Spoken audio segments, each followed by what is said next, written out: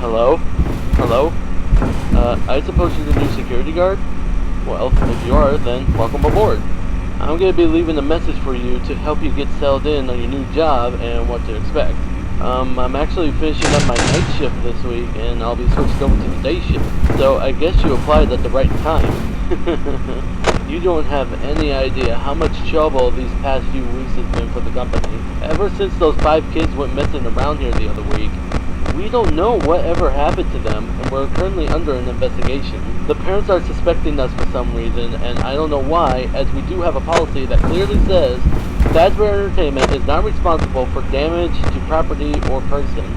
Upon discovery of damage or if death has occurred, a missing persons report will be filed within 90 days or as soon as property and premises have been thoroughly cleaned and bleached and the carpet have been replaced, and all that other stuff.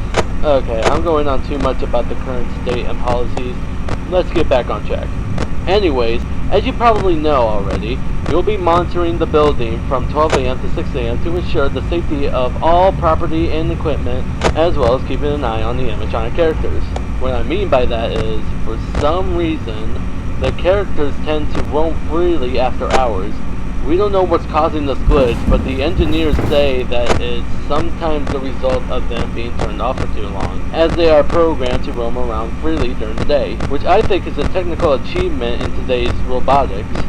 Anyways, make sure that they don't get too close to your office, because if they see you, they might mistake you for an endoskeleton without its costume on, and will try to stuff you into one. Now you're probably asking, how could be stuffed into a costume be bad?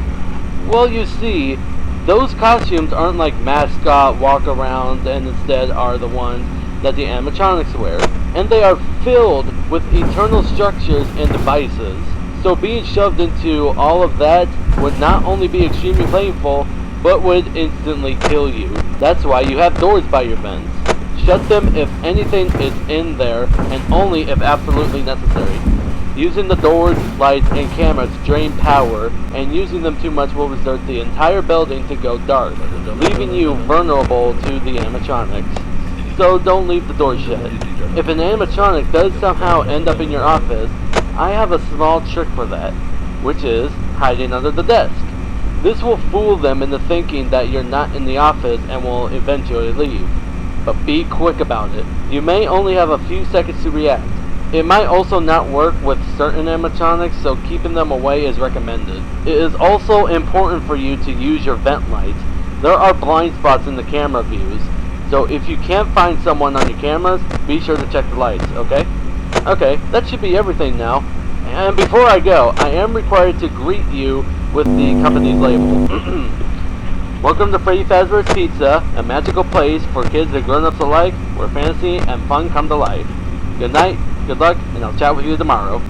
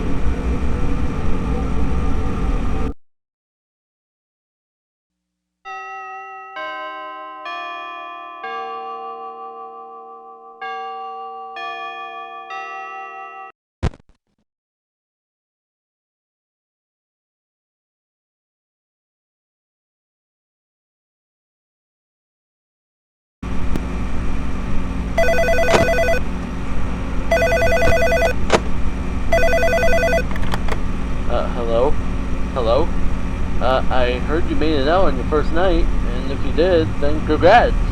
Now, I won't be talking quite as long as last time since the animatronics tend to become more aggressive as the week progresses.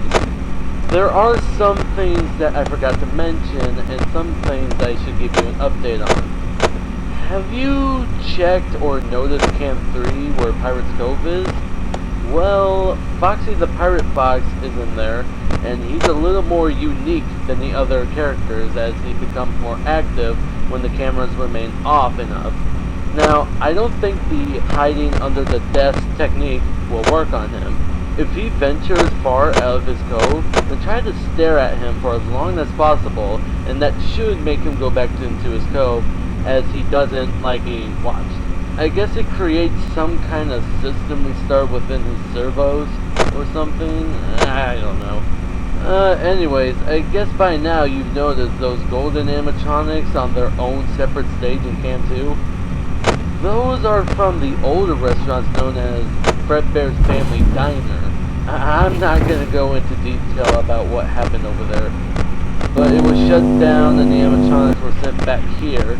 At first the manager was reluctant to repurchase them, but we were able to convince him to bring back something special.